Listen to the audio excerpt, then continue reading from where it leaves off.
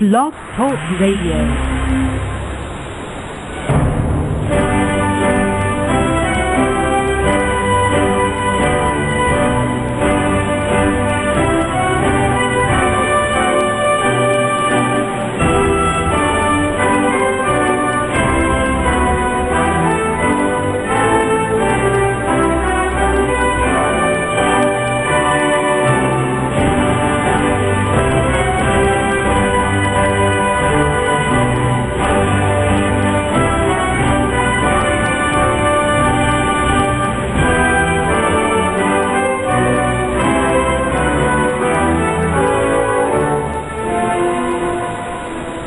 Amigos, estamos aqui de volta. Como sempre, começamos invocando a Santíssima Virgem Maria, o Santo Padre Pio de Pietrelcina, para que roguem a Deus que nenhuma injustiça se cometa nesse programa.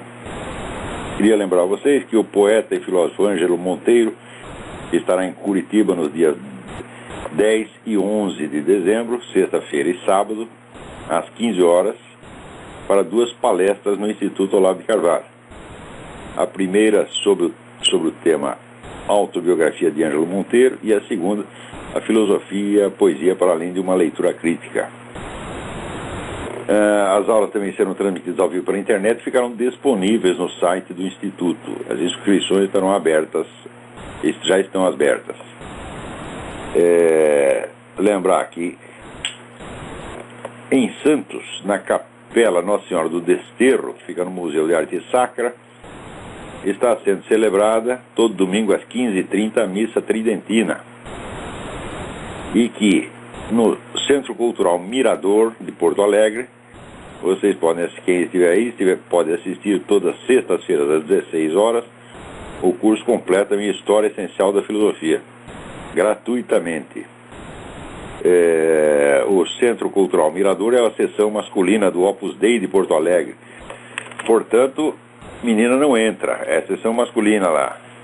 O endereço do centro é bairro Rio Branco, Rua Cônego Viana 210. Muito bem. Então aqui o pessoal está curiosíssimo. Aqui não, aí. O pessoal está curiosíssimo a respeito desse negócio da dona Dilma Rousseff. E ela mesma, numa gravação aí que aparece no YouTube, ela confessa ser búlgara, mas em seguida ela percebe que cometeu uma gafe, e daí ela diz, não, búlgara entre aspas. Né? Mas o fato é que na Bulgária todo mundo está celebrando a eleição dela.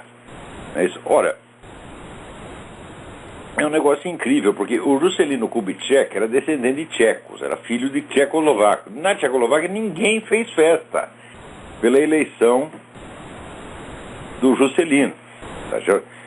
Por que tem festa na Bulgária quando é eleita a Dilma? Talvez ela não seja apenas filha de búlgaros, tá certo? Mas seja realmente uma búlgara, porque andou circulando pela internet uma certidão de nascimento búlgara que teria sido publicada no jornal da Bulgária. Então isso aí tem que ser investigado. Eu não sei se ela nasceu na Bulgária, em São Tomé das Letras ou na puta que pariu. Não sei, e pessoalmente não tenho o menor interesse na biografia dessa dona, que é uma nulidade, é uma bolha de sabão.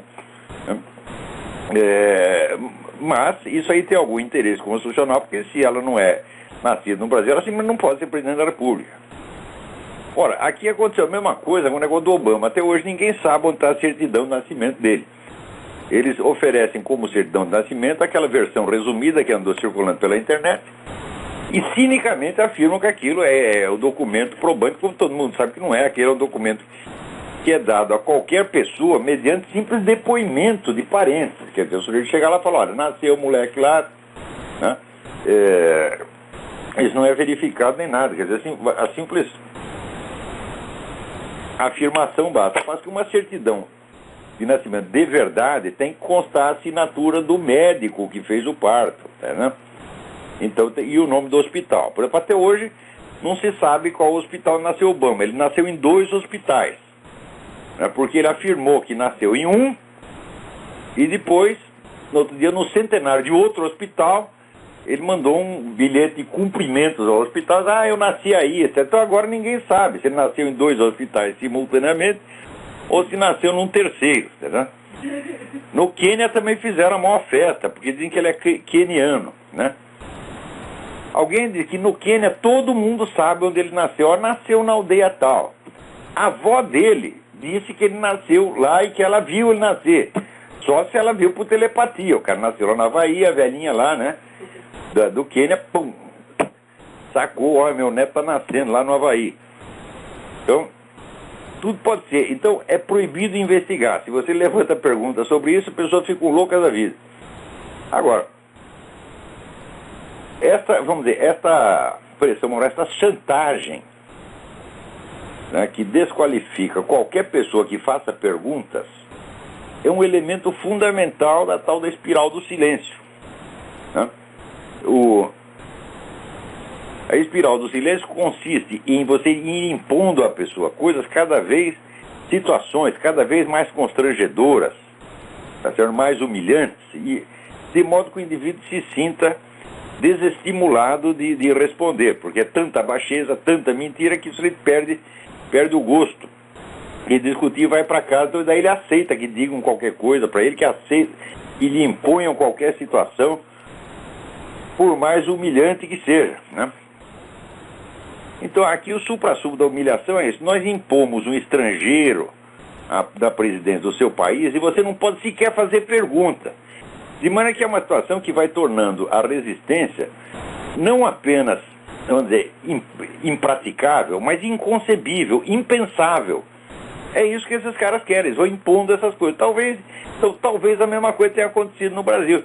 Vamos dizer, é um programa fundamental da nova ordem mundial dissolver as soberanias nacionais. Que maneira melhor de fazer isso do que você impor sucessivos presidentes estrangeiros e depois dizer o fato consumado.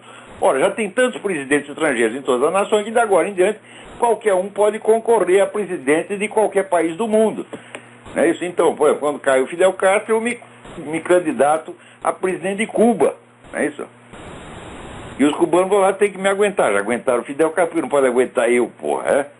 E assim por diante, né? O presidente da China se cansa da China, se candidata a presidente do Uruguai. É assim por diante. Então, estão criando uma situação onde ninguém pode averiguar a nacionalidade do presidente que elegeu. Isso está sendo imposto. Eu duvido e faço pouco, né, que isso seja coincidência. Porque ninguém no mundo, em país nenhum, ninguém chega sequer a ser candidato à presidência sem a aprovação e o apoio dos grandes centros globalistas. Sem se o Rockefeller aprovar, se o George Soros aprovar, se a turminha da ONU aprovar, ninguém chega a ser sequer candidato. Então, imagine se esse pessoal não fez uma triagem, né, para saber onde nasceu. Eu garanto que o pessoal do Rockefeller e do George Soros sabe exatamente, né, a cidade, a rua e o número onde nasceu Barack Obama, Dilma Rousseff, até eu, né? E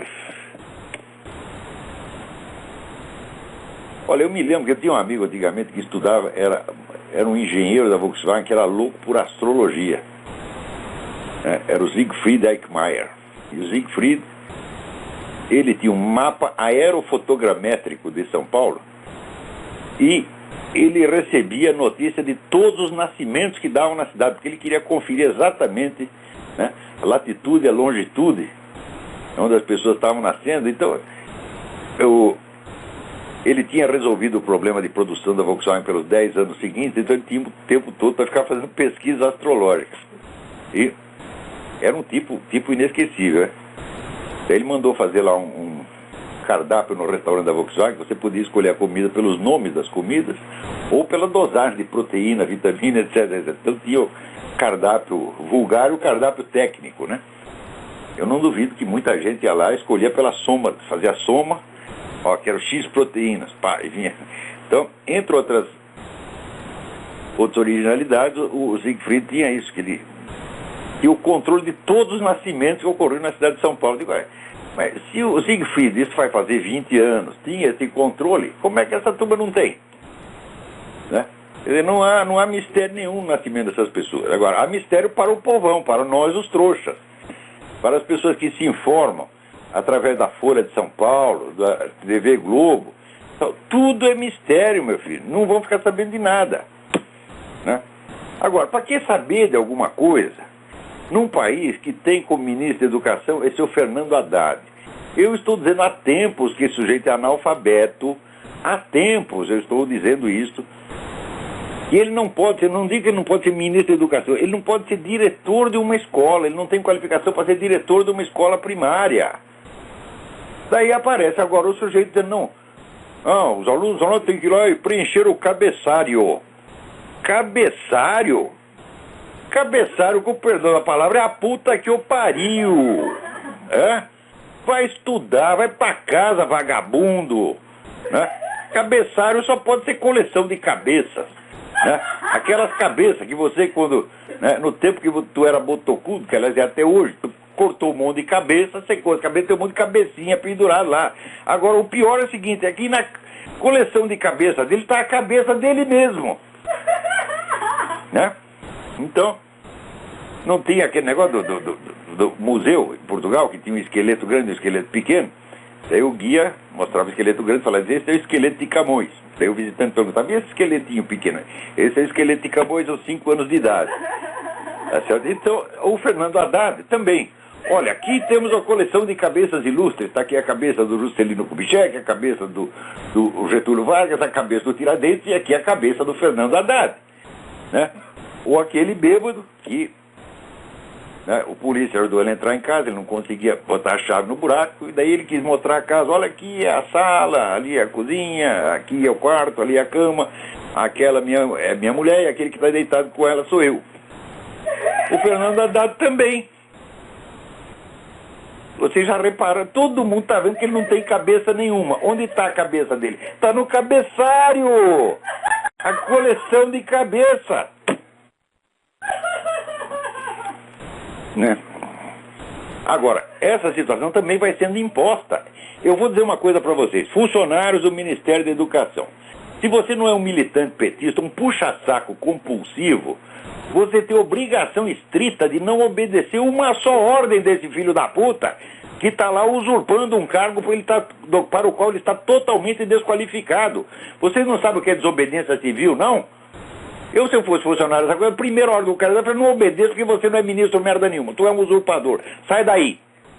Daí as pessoas iam me prender, eu digo, aceito perfeitamente ser preso, tá certo? Porque na prisão eu vou encontrar pessoas de mais alto nível cultural, posso ter uma conversa que preste. Agora aqui com esse cara aí não posso. Né? Falando nisso, lá de Roma, o Padre Máximo, que já traduziu vários artigos meus, é uma pessoa muito amável, né? Traduziu para o italiano, ele me manda aqui um e-mail dizendo, magnífico artigo, O Dever de Insultar. Muito obrigado, padre. Quando perguntei ao Marechal dei Carabinieri, quer dizer, Marechal é sargento, na verdade, que sentido fazia permitirmos que uma multidão de muçulmanos rezasse em direção à Meca na nossa lindíssima praça e na frente da nossa sagrada catedral, Duomo de Milão, não é de Roma, é de Milão, eles vão na frente do Duomo de Milão, né, e ficam lá rezando para a Meca. Visto que eles não nos deixam e nos prendem quando usamos uma correntinha de ouro com crucifixo, é isso mesmo, você aparecer na Arábia Saudita com uma correntinha de crucifixo, tu vai preso, você não precisa, não é rezar, nem falar, não, tu abrir o bico. Né? Daí me foi respondido, não podemos nos rebaixar ao nível deles. Eu digo, ora meu Deus do céu, isso aí é que nem aquele governador do Paraná, o Rubens Requeijão. O sujeito vai lá, bate nele, né? Ele sai correndo e diz, não posso me rebaixar ao nível dele.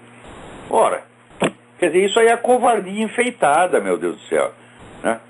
É a covardia enobrecida. Quer dizer que se vamos dizer, o sujeito tem medo de brigar, né? Até o outro gozou da cara dele, falou, não, ele é piá de prédio, ele não sabe brigar. Né? Ora, alguma coisa tu tem que fazer, meu filho. Né? Mas o Requeijão não reage, nem sequer mete um processo do cara, né? Ele se faz de superior, o que vem de baixo não me atinge. Pé no saco, por definição, vem de baixo. Hemorroidas também vem de baixo. Tá certo? Eu nunca digo que vem de baixo não me atinge. O que vem de baixo atinge sim. Tá certo? Então, Agora, fazer-se de superior é a prova inequívoca de inferioridade. Então, alguma coisa tu tem que fazer. Se dissesse, olha, tu tá doente, o cara tá doente, né? Daí tá bem, tá certo, tá doente, ele não tem força para reagir, aguenta a porrada, né? Mas não sai se fazendo de superior, né? Vai lá dizendo, olha, apanhei mesmo, tá entendendo? Eu tava ali, tava mal, apanhei, né? A vida, um dia você bate, um dia você apanha, né? Mas nem isso o cara tem dignidade, porra. Né? Incrível, incrível. Daí prossegue o padre. Essa frase, como todo o frasário do politicamente correto, não foi criação do inimigo. Toda essa parafernália é criação dos traidores que habitam entre nós. Mas é claro que o sujeito que aceita a imposição de uma situação humilhante como essa, e ainda se faz de superior, né? Quer dizer, a superioridade da subserviência, é claro que é um traidor, mas ele não sabe que é um traidor, né? Daí pergunta o padre, o que está acontecendo? Por que o americano loiro tem vergonha de ser branco?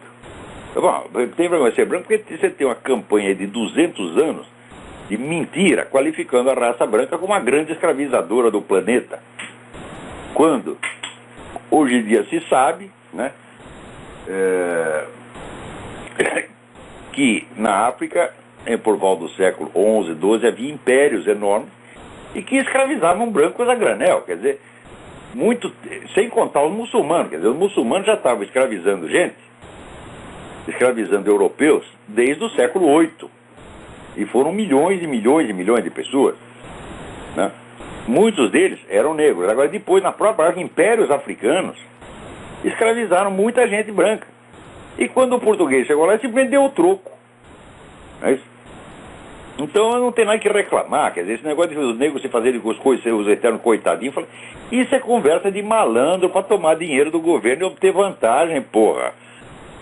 Quando o cara vier com essa conversa, nós, os negros, somos vítimas, vai tomar no olho do seu cu, mentiroso do caralho. Você escravizou um monte de gente na Europa, agora fica reclamando. Não foi, eu não fiz nada, foi meu tetravô. E o branco? Eu, por acaso, escravizei alguém? Tem algum escravo na minha casa? Né? Então, para eles, a culpa do branco se transmite de geração em geração, mas a deles foi apagada, sumiu na noite dos tempos. Né? Agora, por que essas coisas acontecem? Daí eu até mandei uma resposta ao Padre Máximo explicando o que me parece ser a coisa. Acontece que quando apareceu a tal da civilização liberal democrática moderna, o liberalismo e a democracia são apenas um arranjo prático de circunstâncias para, vamos dizer, para propiciar uma certa ordem e funcionalidade na economia e na sociedade política. Isso não é uma civilização de maneira alguma. Tá certo? É apenas um pedaço minúsculo de uma civilização. E esse arranjo, então chamado liberal-democracia, ele não tem valores morais próprios, ele não tem uma ética própria. Ele simplesmente copiou certos valores do cristianismo, né, tirando o conteúdo espiritual e o fundamento metafísico que tinha em tudo aquilo. Então, a moral da liberal-democracia é apenas umas regrinhas práticas, tá certo? Sem nenhum alcance sobre o coração humano. Então é claro que pessoas educadas nisso aí não são verdadeiros homens, não são pessoas de fibra, não têm valores morais efetivamente, tá certo? Tem apenas conveniências morais. Então, é claro que a liberal-democracia, das duas uma, ou ela se imbui de cristianismo, tá certo? Ela percebe o fundamento cristão daqueles valores que ela está defendendo.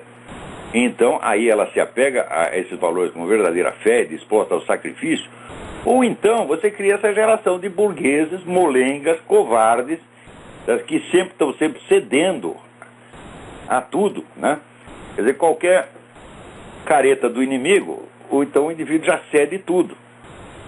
Então, o fato é o seguinte, o fato é que o outro lado, o Islã vem com, vamos dizer, o poder da sua fé. A fé você pode achar errada, mas a fé, enquanto atitude psicológica, ela é genuína. Então, pela fé, o sujeito morre. Mas ninguém vai morrer pela filosofia política liberal. Faça um favor, né? Isso eu tinha vontade de perguntar, quando eu vi aqueles meus amigos liberais conservadores falando lá no Fórum da Liberdade. Quer dizer, E daí o sujeito explicava, por exemplo, né, a maior eficácia da economia de mercado em relação à economia socialista, e eu tinha vontade de perguntar, você espera que alguém morra por isso aí? Morra por um mero raciocínio econômico que você está fazendo? Morra simplesmente por uma coisa mais vantajosa que a outra?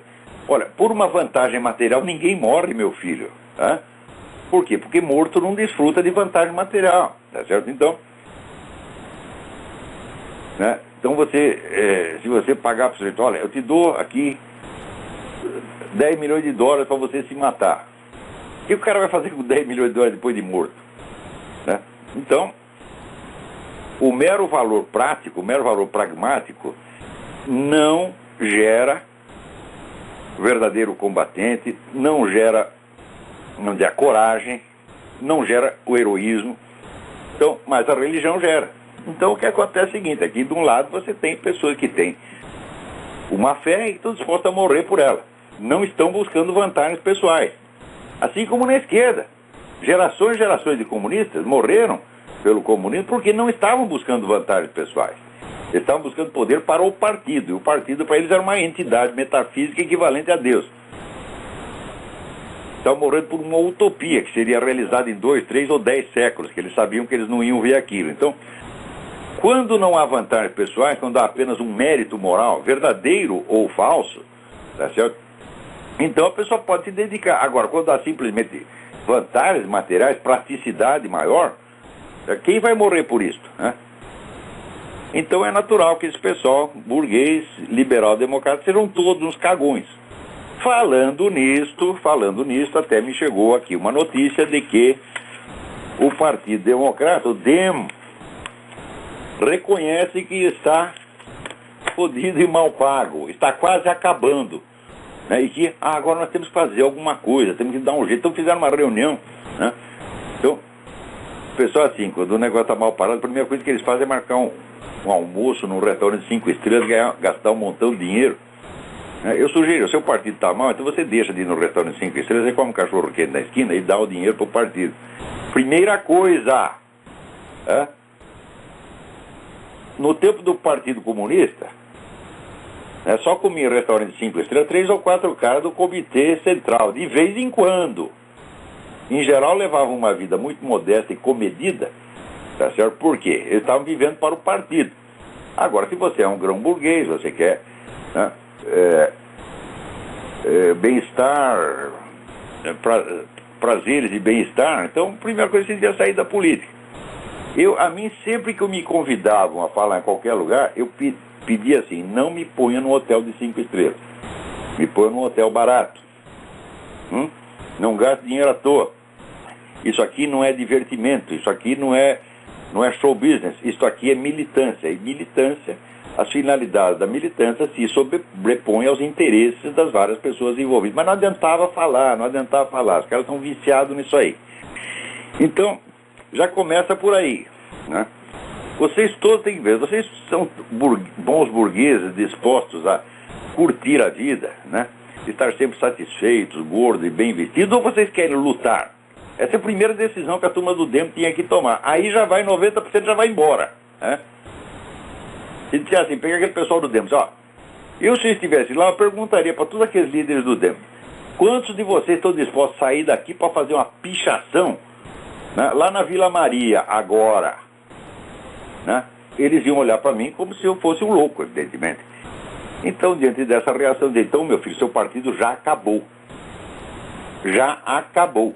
Tá certo? Porque no Partido Comunista eu vi altos dirigentes arriscarem a vida. Marighella não morreu metralhado na rua, né? E assim, e tantos outros foram perseguidos e enfrentaram. Então, eles queriam realmente o poder para o seu partido. E vocês, o que vocês querem? Vocês querem apenas um carguinho, né? Então, nos últimos anos, o DEM viveu como uma espécie de pseudópodo do PSDB.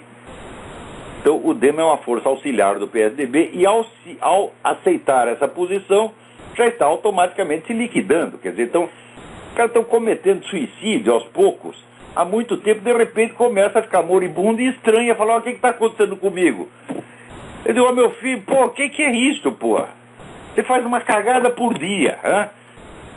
Gasta sua energia, gasta seu dinheiro, gasta seu prestígio, joga tudo na lata do lixo e de repente percebe, eu estou fodido. Por quê? Vocês são burros demais, esse que é o problema. Então, eu há anos disse para eles, no tempo que chamava Partido da Frente Liberal, e o que vocês têm que fazer, vamos dizer, é um partido que tenha unidade de convicções, onde você tenha militantes que confiam no partido e que apostam a vida no partido, porque ali enxergam valores. Isso é a primeira coisa. Uma vez teve uma reunião da juventude pecelista lá em Porto Alegre.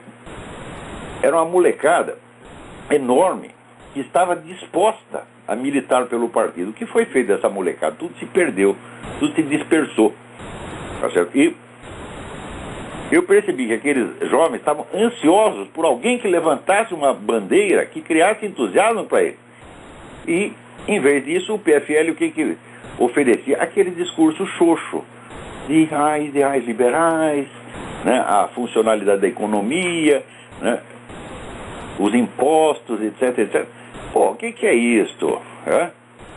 É verdade que imposto elevado é um pé no saco e pode até, vamos dizer, gerar uma rebelião. Mas você acha que a juventude pensa em impostos?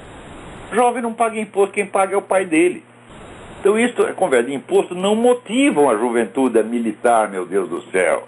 Quando é que vocês vão aprender uma coisa dessa? Então, o pessoal do DEM, em primeiro lugar, tem que entender o seguinte: se você não quer ter inimigos, você não pode entrar na política. Agora, a esquerda trata vocês como inimigos. Até o José Serra falou. O PT trata o adversário como se fosse um inimigo a ser eliminado, não alguém com quem ele quer debater. Ora, se você sabe disso, você sabe que o cara é seu inimigo, por que você não quer ser inimigo dele? Se você quer ser amiguinho do inimigo e ter apenas discussões políticas com ele, você já perdeu, você não entendeu? É porque você entra lá com esses argumentos adocicados e o cara vem com um martelo e te dá uma martelada na cabeça, porra. Te xinga tudo quanto é nome. Não adianta nem você querer se fazer de esquerdista, porque o Zé Serra se faz de esquerdista. Agora, veja tudo o que falaram do Zé Serra, acusaram o Zé Serra de todos os crimes possíveis e imagináveis. Quanto mais você se aproxima dessa gente, quanto mais você quer paz com eles, mais eles vão te derrotar. Isso é experiência universal, universal. Por exemplo, você vê, o Partido Democrata, desde os anos 50, anos 50, 60, começou a puxar o saco dos comunistas. Você pensa que os comunistas amansaram com o Partido Democrata? Não. Você vai ver. Olha, o pessoal do Partido Democrata chegou assim a se rebaixar perante os comunistas ao ponto que o Ted Kennedy, recém-falecido, o Ted Kennedy tentou uma aliança com o Kremlin contra o Ronald Reagan, contra o presidente do seu próprio país, aliança com o inimigo contra... Quer dizer, ele tinha mais ódio do Partido Republicano do que dos comunistas, que até a altura já tinham matado 100 milhões de pessoas. Então, isso é um bando de otário que pensa que você puxando o saco de comunista vai despertar amor, né, e carinho neles. Não, ao contrário, quanto mais você puxa o saco, mais eles vão cuspir em você. Isto é assim, é experiência de 100 anos. Agora, tem alguém no Partido Democrata, na liderança do Partido Democrata, esses seus assessores técnicos, esses seus marqueteiros, que conhece algo da história do comunismo, algo de estratégia comunista? Ninguém conhece nada. Se somar todo... vocês só leem livro de administração e autoajuda, meu Deus do céu. Mas eu duvido e faço pouco que pega os dirigentes todos do DEM. Vamos ver qual é a sua cultura política. O que você leu? De vez em quando você lê, sai algum best-seller, né, anunciado no suplemento do New York Times. Daí você é até capaz de fazer um esforço hercúleo e ler aquele livro, né? O livro do Kenneth Maxwell. Todos vocês devem ter lido, né?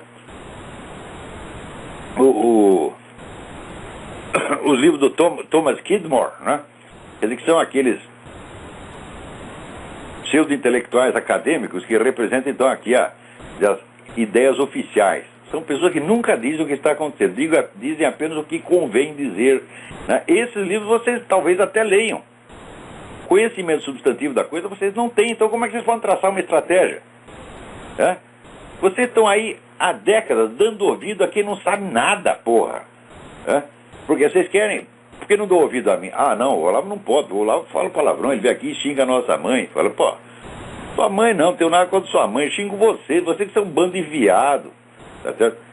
E O sujeito consegue ser filho da puta sem referência à mãe, né? Ele é filho da puta não por causa da mãe dele, não porque a mãe dele estivesse no bordel, né? Ele é que está lá. Ele é filho da puta intrínseco e não por hereditariedade. Isso aí só existe no Brasil. Filho da puta sem mãe. Né? Então, peraí, tem alguém na linha. Quem é? Alô? Tudo bem? Tudo bem? Quem está falando? Flávio de Araçatuba, tudo bom? Flávio de Araçatuba, tudo bem? Tudo bom. Professor, ontem eu liguei a televisão à noite, assistindo a TV Cultura, e estava passando uma entrevista muito boa com a Ingrid Betancourt. E foi meio interessante, ela começou a entrevista falando sobre as Farc, como é que foi a experiência dela lá, horrorosa, né, por sinal. Falando que as Farc hoje é um movimento sem ideologia nenhuma, que já foi marxista, mas há muito tempo. O que se vê lá, se você perguntar para conversa mole. Essa mulher é uma idiota, para não dizer uma filha da puta, que vai lá, fica 7 anos preso, 7 ou 12, sei lá, 7 anos, sofre horrores. E ela sai da hora, ela quer limpar ainda a imagem do esquerdismo. Eu digo, olha, leia os documentos. Não, mas ela falou mal das Farc, falou muito mal. Ela fala mal das Farc, mas quer salvar o esquerdismo. É como o Zé Serra fala mal do PT, mas quer salvar o esquerdismo. Essa turma não se emenda, porra. Leia os documentos das Farc, leia os comunicados das Farc, você vai ver se aquilo lá não é puro marxismo-leninismo. Ela falou que é puramente narcotráfico, sequestro... Ó, caralho, você ainda acredita nisso, porra? Mas o que é isso? Você está completa... Então, você está enganado e ela está enganando. Não, eu só escutei. Não concordei com nada, só escutei. Não formulei a opinião. Atenção, concordar é concordar com uma proposta. Com uma descrição de fatos, ou você acredita ou não. Não é questão de concordar, mas de acreditar. Qualquer pessoa que venha com essa conversa, as Farc eram marxistas, e quer dizer que tinham ideais, e agora são apenas o narcotráfico. Está criando uma diferenciação entre o que é comunismo e o que é banditismo. Quando comunismo e banditismo foram sempre a mesma coisa desde o início. Todos os partidos comunistas se formaram na base do banditismo. Do que vivia o Partido Comunista da Rússia antes de tomar o poder? Vivia de assalto a trens. Do que vivia o Partido Comunista na China? Todo o partido do tráfico de entorpecentes. Sempre foi assim. Agora, quando a coisa pega mal, quando a operação fracassa, daí eles vêm com essa conversa para tentar se limpar na sua própria sujeira. Estão fazendo isso há 100 anos e o pessoal ainda não aprendeu. Porque para aprender, meu filho, é necessário que a cultura de uma geração se transmita à seguinte. Mas no Brasil isso não acontece. Tudo que a geração anterior sabia é apagado na geração seguinte. Ou não tem gente, outro dia não veio um camarada, um estudante... me dizia, você precisa ler o livro do Eduardo Galeano, Veias Abertas da América Latina. Você não está sabendo de nada, tu não leu o Eduardo Galeano?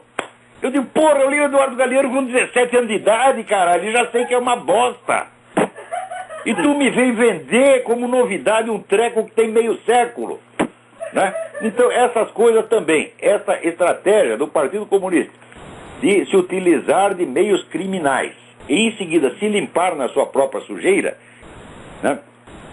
Dizer, não, aqueles caras, eles só ficaram no banditismo, eles não tinham mais ideais. Isso é mais velho que andar pra frente e ninguém ainda aprendeu. Pô, assim não dá. Assim não dá, toda hora tem que ensinar a mesma coisa, porra. É assim, você tá ali ensinando do ABC, você ensina o A, né? No segundo dia você ensina o B. Quando você vai ensinar o C, não dá pra juntar C com A, porque o nego já esqueceu o A, porra. Assim não dá.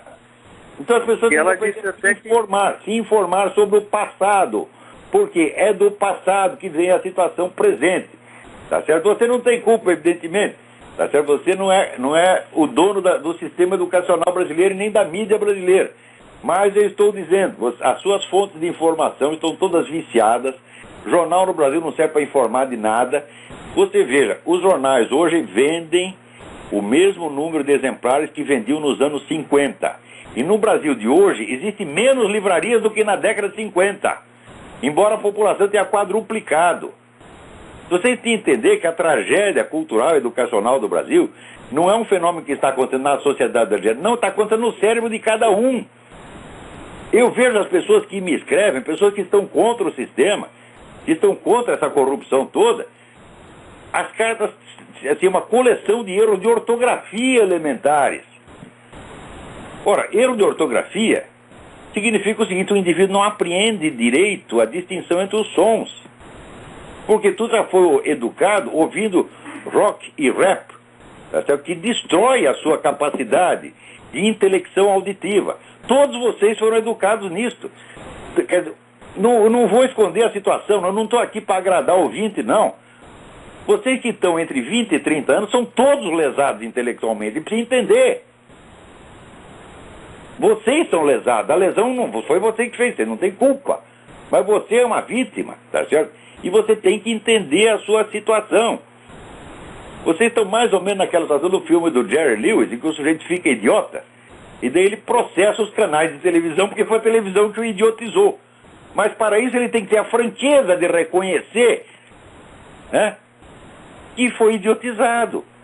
Não tem o Humphrey Bogart, que colaborou com o Partido Comunista, depois confessou: eu não era comunista, eu era apenas idiota. Então vocês têm que entender que vocês estão lesados intelectualmente de maneira muito grave. E vocês não têm culpa, mas carregam a lesão. Vocês vão ter que estudar, evoluir, se esforçar muito para alcançar o nível intelectual da geração dos anos 50. Se vocês não fizerem isso, vocês vão continuar sendo lesados, explorados e idiotizados cada vez mais. Então, essa dona Ingrid, tá certo? Ela, na verdade, o que ela quer fazer? Ela quer desculpar a esquerda de todos os crimes das Farc. Mas a esquerda continua recebendo o dinheiro das Farc. E continua recebendo o apoio das Farc. Né? Tá aí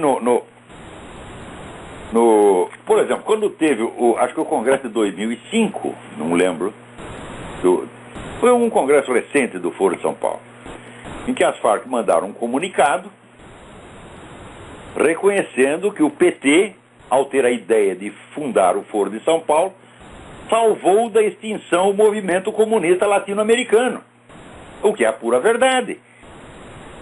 E eles mesmos se gabam disso. Então, leia os documentos das Farc, fique sabendo que a revista doutrinária marxista-leninista mais importante da América Latina, América Libre, tinha como seu diretor o comandante das Farc, Raul Reis, ao lado do seu Gilberto Carvalho, que era assessor de imprensa da presidência da República na gestão Lula. Então, como é que vai dizer? Eles abandonaram o marxismo, não tem mais ideais comunistas, eles são apenas uma organização capitalista? Como? Que mentira, que farsa, podre! Hã? Então, essa dona Ingrid, ela ainda tem interesses políticos na esquerda e quer limpar a imagem da esquerda. Então, os fatos que ela narra, que sucederam lá na experiência dela, são verdadeiros. Agora, a interpretação que ela está fazendo é completamente falseada e ela sabe disso. E agora, e outra coisa que ela... se as Farc abandonaram o marxismo-leninismo, por que elas publicam uma revista de marxismo-leninismo? Junto com todos os intelectuais, sabe quem está na diretoria? Chico Buarque de Holanda, Frei Beto, Antônio Cândido, todos esses junto com o pessoal das Farc fazendo uma revista de marxismo. Então, eles estão em estreita colaboração com as Farc, têm unidade de propósitos estratégicos e ideológicos, mas como os crimes das Farc já se revelaram, já estão de conhecimento público, agora nós temos que nos limpar na imagem das Farc. Você está entendendo? Quer dizer, a Farc faz a parte suja do serviço. Se der certo, então todo mundo aplaude as Farc. Como deu errado, então agora a gente se limpa na imagem das Farc. E a Farc aceita isso, porque isso faz parte da regra do jogo. Você aceitar ser enlameado para você limpar a imagem do partido faz parte das obrigações de todo comunista. Você veja, nos famosos processos de Moscou na década de 30, os caras se acusavam a si próprios de crimes que não tinham cometido. Para quê? Para limpar a barra do partido. Veja, isso foi na década de 30 e até hoje vocês não aprenderam. Olha, e outra coisa que ela falou, professor, foi o seguinte... O saco cheio. de ver que cada geração que passa, as pessoas apagam tudo, todas as informações que eram essenciais para elas se entenderem sua própria situação. Então essa dona Ingrid está enganando todo mundo de novo. Merece ser sequestrada de novo, que foi sequestrada por seus próprios companheiros de ideologia. E depois ela processou o governo das Farc, o governo colombiano. O governo nacional, não, que ela queria processar o governo da... Veja que filha da puta! Queria processar o governo da Colômbia. Não as Farc. As Farc não são uma entidade jurídica e não podem ser processadas. Tá? Então, queríamos processar o governo da Colômbia. Daí houve um escândalo geral na Colômbia, todo mundo jogou tomate nela, ela mudou de ideia.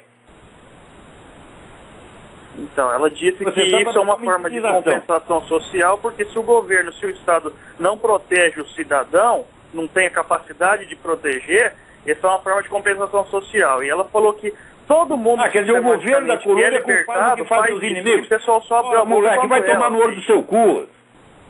Hã? Ora, pô, quer dizer que você vem dizer a mim que o governo da Colômbia é culpado do que faz os seus inimigos? Ora, é evidente que esse moleque é um comunista desgraçado, tá entendendo? Agente de desinformação, mentiroso. Tu nesse programa não entra mais, moleque. Ora, que porra, já tô com o saco cheio. De vez em quando entram uns caras aqui só pra passar desinformação. Na maior parte do caso eu respondo educadamente, faço de conta que não percebi e vou em frente. Mas tem um limite. O cara dizer que a Ingrid Betancourt está certa de processar o governo da Colômbia porque não foi capaz de protegê-la. Ora, no tempo que ela foi presa, foi sequestrada, o governo era outro completamente. Era um governo de apaziguadores, era um governo de puxa-saco, era o tal do Pastrana. Tá certo? Então, você vai processar uma entidade abstrata, que é o Estado, pelos crimes cometidos contra o próprio Estado? E vem dizer que isso é justo? Ora, esse moleque, ele está divulgando, está disseminando a mesma ideia de que, não, as Farc eram ser marxista, ser comunista é ser idealista, é ser puro, é ser santo. Mesmo quando você mata, rouba, sequestra, esfola, é ser santo. Agora, de repente, depois, as Farc se corromperam e se transformaram numa organização capitalista. Esse é o crime das Farc, elas são capitalistas. Tu vem me vender essa história, moleque? Eu não sei quem você é, tá certo?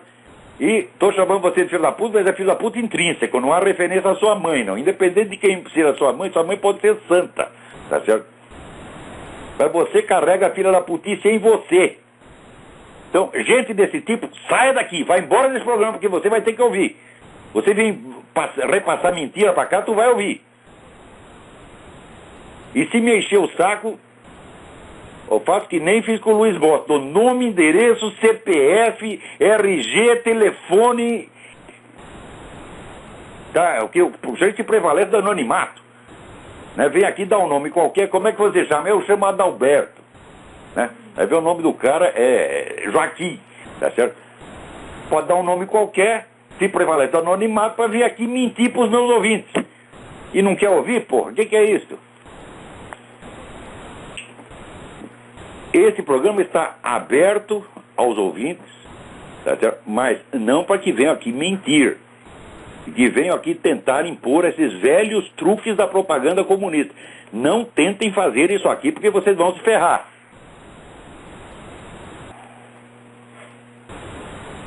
Né?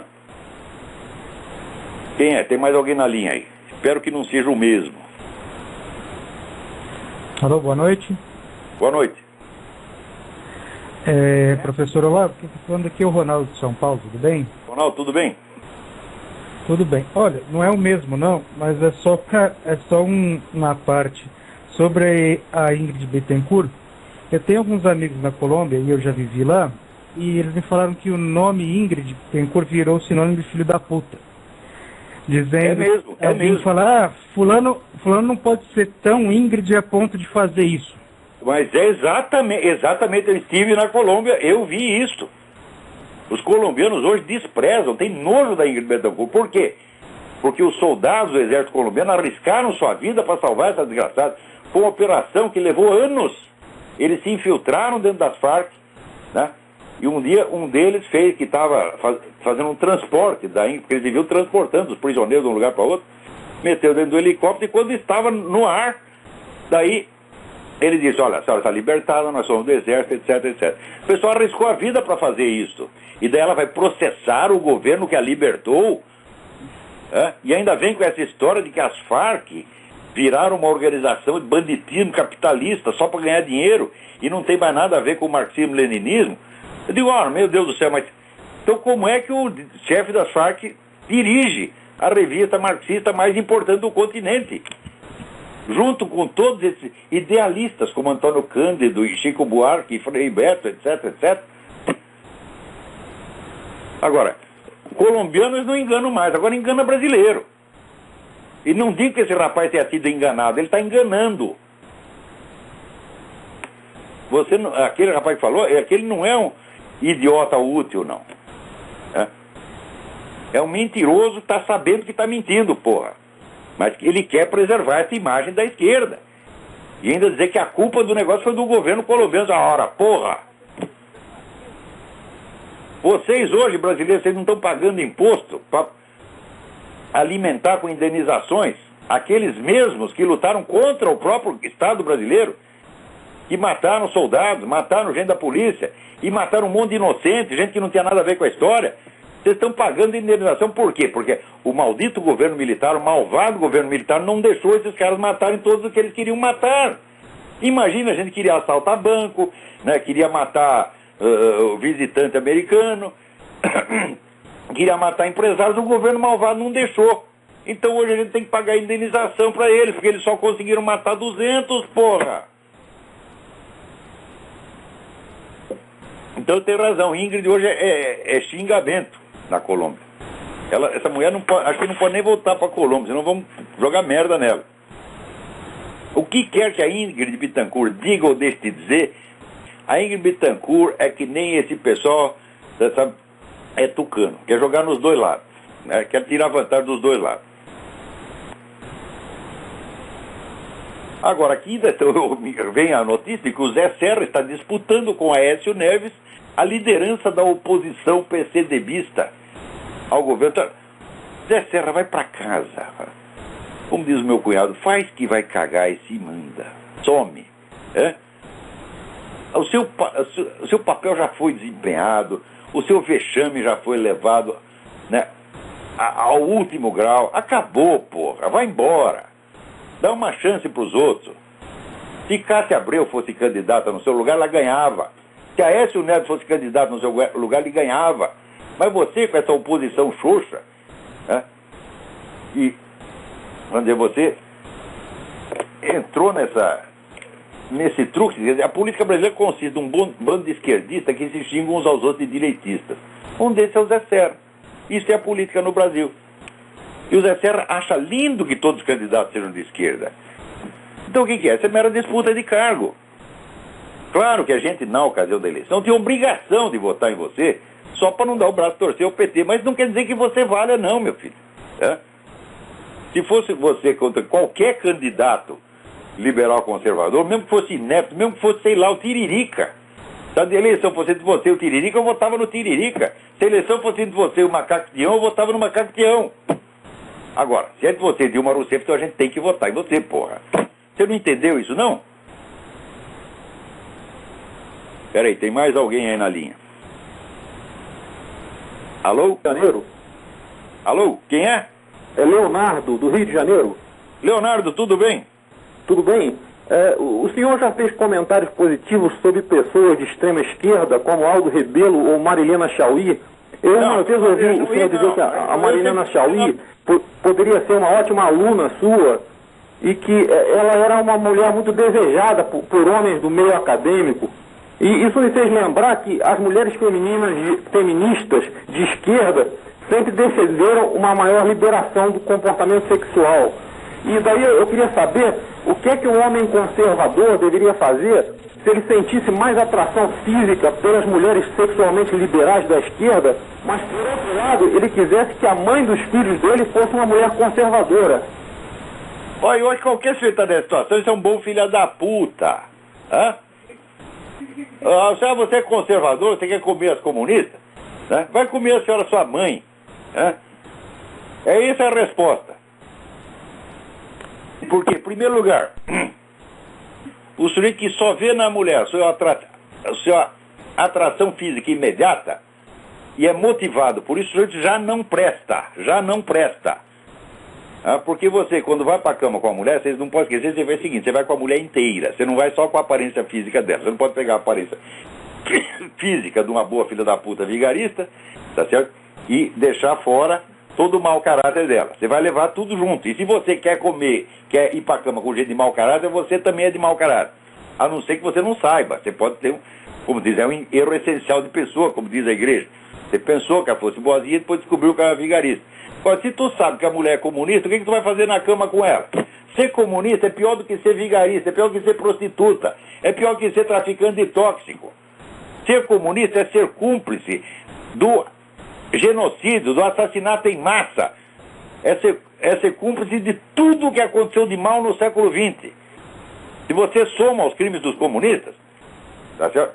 Transcende infinitamente os crimes do Hitler, porra.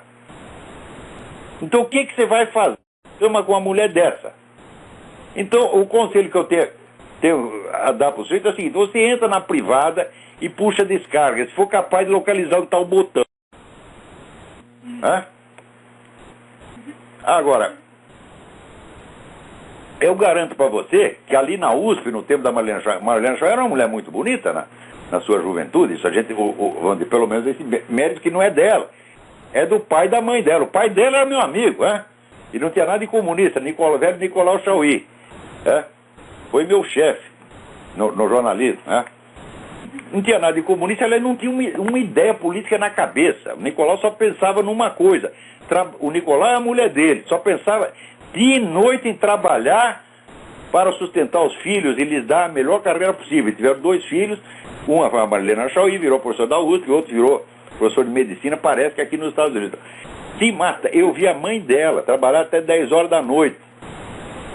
Tá certo? Ela teve, de pai e mãe ela não pode reclamar, teve excelente pai e mãe. A mãe dela, aliás, era uma cozinheira maravilhosa, participei no jantar, ela era uma coisa incrível. Então, mulher trabalhava dia e noite e ainda tinha tempo para aprender a fazer, aquelas comidas excelentes. Então, a mulher era bonita, o que é um mérito genético que veio do pai e da mãe. Imagino que a mãe dela, na juventude, tivesse sido muito bonita também. E daí, mas boniteza é mérito moral, por acaso? Então, o que eu aconselharia aos professores da USP? Não, em primeiro lugar, a todos os professores da USP, eu recomendaria que pedissem demissão e fossem trabalhar de varredores de rua, de porteiros de bordel, qualquer profissão decente. Mas não ser professor da USP, meu Deus do céu. Agora, ali na USP não tinha um só direitista, era todo mundo esquerdista. Então, os esquerdistas querendo comer uma similar a eles. Qual é a novidade aí? Eu sabe, o único direitista que tinha ali era o Afonso, como é que chama? Luiz Afonso Nunes, que era professor de filosofia da educação, uma coisa assim, e que era um homem super católico e nunca olhou para mulher nenhuma que não fosse a mulher dele, porra, a qual não tinha nada de comunista, certamente. Então, eu recomendo aos caras que tomem vergonha na cara. Essa pergunta também não me parece ter sido muito bem intencionada, mas de qualquer modo nós a respondemos.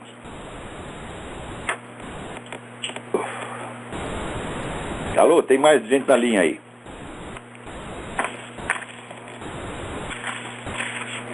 Aqui tem uma notícia sobre irmãos de Lula estão vivendo uma vida muito modesta, não tem dinheiro. Vamos pedir dinheiro pro Lulinha, porra. O que é isso? Ô Lulinha, você sobe na vida e deixa a família na merda, que nem o Obama aqui, porra. E tinha a tia dele vivendo num cortiço, o irmão dele vivendo numa favela, enquanto ele e a Michelle no bem bom, Porra, o que é isso? Vocês não têm vergonha na cara?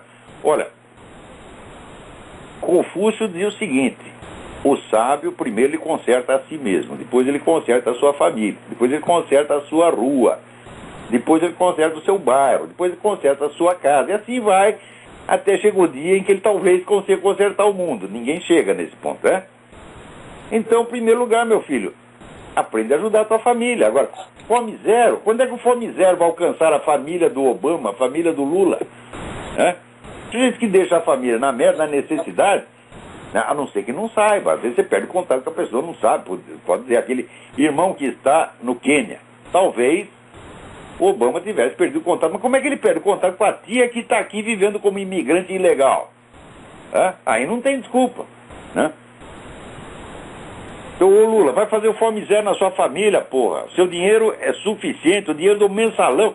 Porra, o dinheiro do mensalão, pede dinheiro pro Zé Dirceu, porra. Chega lá, ô Zé Dirceu, olha lá, minha tia tá passando fome, dá um jeito lá, porra. Agora aqui, peraí, tem mais outra pessoa? Alô? Professor? Sim. Professor Olavo, Adriana tá me ouvindo? Adriana. Oi, Tudo professor bem? Olavo, do Rio de Janeiro, tudo bem? Tudo bom, graças a Deus. E aí? Professor Olavo, a questão é a seguinte, enfim, para nós dessa geração de 42 anos que fomos manipulados e pelo ensino, pela mídia, que recebemos uma, entre aspas, classe média alta, uma boa educação e hoje, através de leituras de uma investigação crítica por preocupações pessoais, para quem aqui no Brasil está conseguindo compreender, através de muita investigação, né, leituras dos seus textos e de diversas outras leituras, o que está em curso no Brasil, na América Latina, nos Estados Unidos, a reunião de Bretton Woods, o que a gente pode fazer efetivamente aqui no Brasil, porque a classe média é manipulada pela mídia, as estruturas dos partidos impedem que os cidadãos como nós, que conseguimos adquirir alguma consciência do que está em curso, se consiga chegar nos partidos. A estrutura do PSDB é impossível. Enfim, professor Olavo, dá muita agonia ouvir o seu programa, ler os seus textos, adquirir a consciência do que está acontecendo e não fazer nada. O que pode fazer nesse momento? Vou lhe dizer qual é o caminho das pedras. O caminho das pedras é o mesmo caminho que a esquerda seguiu desde há 50 anos. Primeiro, você tem que produzir uma nova cultura. Não adianta que você querer entrar na política eleitoral, entrar no terreno propriamente político. Você tem que preparar um ambiente cultural e sociopsicológico. Para isso é necessário formar uma nova geração de intelectuais altamente qualificados que possam sanear o meio cultural e educacional. Depois de você ter feito isso, então daí você tem uma base na sociedade. Note bem, a base do poder não é a estrutura do Estado, a base do poder não são os partidos, a base do poder é a sociedade. E, portanto, a cultura que orienta a sociedade. Tem formar uma nova geração de intelectuais muito sérios, capazes de desbancar esses vigaristas que estão hoje ocupando todos os postos. Não é possível nenhuma ação na esfera eleitoral propriamente política. Então, quando houve, presta atenção, quando houve o golpe de 64, o que fez a esquerda? Ela mergulhou num profundo exame autocrítico, que levou mais de 10 anos. E então adotaram a estratégia do Antônio Gramsci, que era a de fazer primeiro a revolução cultural. Nós tivemos, uma vez conversando com o Roberto Campos, nós fizemos uma conta, entre uma revolução cultural e uma revolução política transcorre pelo menos 30 anos. Foi exatamente o prazo que deu ali no Brasil. Eles começaram a revolução cultural nos anos 70 e chegaram ao poder em 2002. Agora, o pessoal conservador liberal está tudo com pressa. Eles querem uma solução eleitoral daqui a 6 meses. Se não conseguir vencer a eleição, daí eles ficam tristinhos e meu mundo caiu. E o que eles estão fazendo é evitar o verdadeiro trabalho que tem de ser feito. Quem quer que tente aventuras eleitorais nessa base vai se dar mal. Por quê? A cultura que domina a sociedade brasileira, pelo menos as classes falantes, é todinha a cultura que os esquerdistas impuseram. Todo o vocabulário, toda a simbólica, toda é de esquerda. Então, você tenta, no meio disso, entra o espertinho do PFL, do DEM, diz, não, nós vamos parasitar o discurso deles, nós vamos roubar as bandeiras deles. Então chega lá você com bandeira esquerdista, mesmo que você se eleja, mesmo que você obtenha uma vitória eleitoral, você deu a vitória ideológica ao inimigo. Então daí é o seguinte, daí por diante, ou você serve a esse inimigo ou você vai ser jogado fora. Então isso é anti-vitória, isso é espiral. O próprio indivíduo impõe a si próprio a espiral do silêncio. Né? Ele se proíbe de ter uma linguagem própria. Ele quer se adaptar à linguagem do adversário. Por quê? Porque já perdeu na esfera cultural. E se perdeu na esfera cultural, não adianta querer conservar carguinho. Então, o que tem de fazer é o seguinte: vocês têm que dar a si mesmos uma verdadeira formação intelectual muito séria, muito sólida, de modo que aos poucos vocês possam ir saneando a atmosfera cultural. Depois disso, pode-se pensar em alguma coisa na esfera política. Tá certo? Provavelmente, eu, quando isso acontecer, já estarei irremediavelmente, irrevogavelmente falecido. Então, já que eu faleci mesmo, acabou o nosso tempo. Até a semana que vem. Muito obrigado.